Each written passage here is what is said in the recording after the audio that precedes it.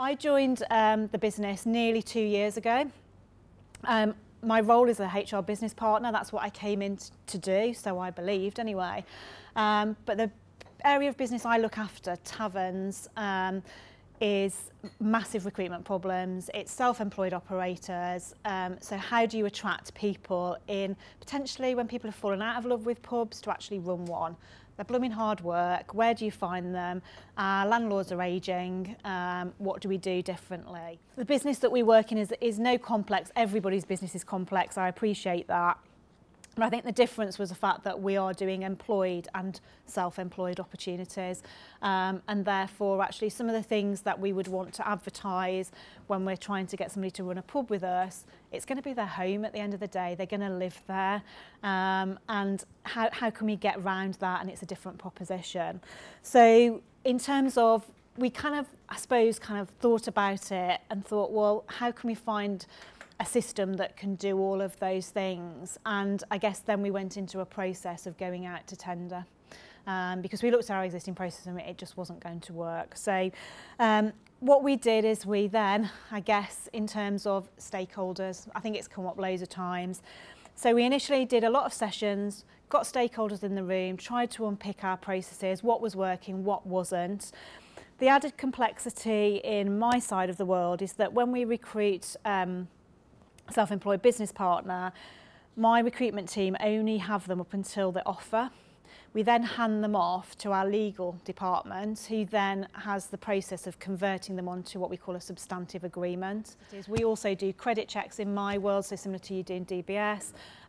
They don't in other areas of the business. So it was really important to try and get the stakeholders to try and understand what part of the processes are we doing the same, what need to be different. And we also involved IT in there as well, because obviously there had to be a key stakeholder. I guess in terms of priorities, it was kind of like I opened Pandora's box and went, ooh, where do I start? The careers website was horrid, the ATS was horrid, we had no employee value proposition, everybody was doing different things, we weren't managing our marketing, digital marketing strategy.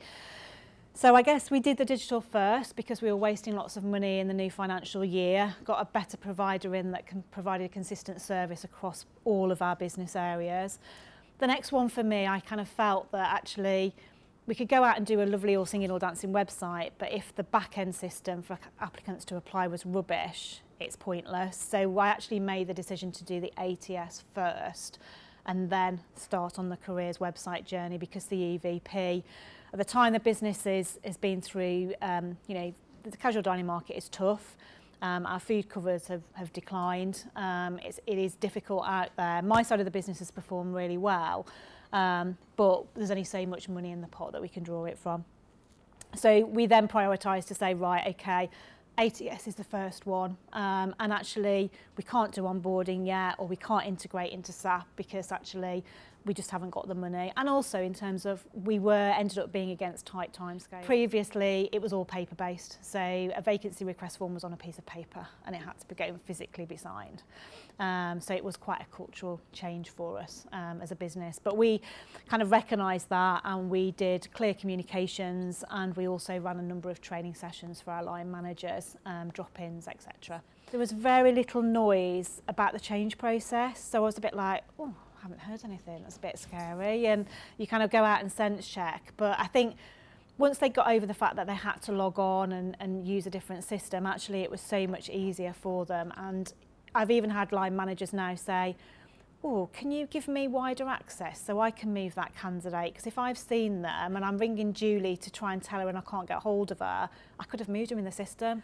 I think the other thing is that it's allowed us to simplify the candidate journey and try and get the business to think about it from the candidate's perspective, rather than we're in the business and it's this brand and this is how we should do it, because a candidate doesn't think like that. They want a chef job, or they want a bar and waiting job, and actually they want it in a vicinity. They don't, sometimes they might care what brand it is, but that isn't the primary driver. So we've simplified some of that. The other big thing is the reporting. So we had nothing. So we just We didn't know. We knew we were spending money. We didn't know what that delivered. It wasn't linked to any tracking.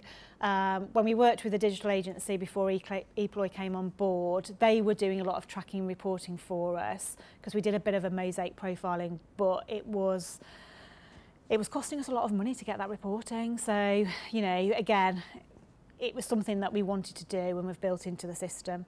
So in terms of, I guess, our candidate journey, these are just some of the screenshots of the careers page. At the moment, we've got a bit of a workaround. So our old careers page is still live, but when they click on search for opportunities, it takes them through to the ePloy landing page.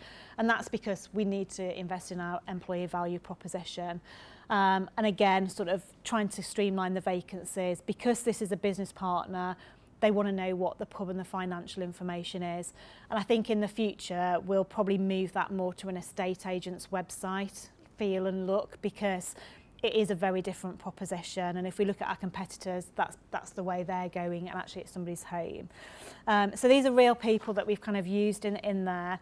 As I said before, the reporting, so I think this was the initial stats that we got through, which I know you guys said from ePloy was really good. So in terms of initially starting registration and actually completed it, so we tried to strip it down and make it really, really streamlined. So it was easier for them to apply. In terms of offer acceptance rate, was running at 88%. And then again, the reporting in terms of where were our sources coming from. Actually, if we've invested in campaigns with Indeed or Caterer, what is that delivering on return on investment?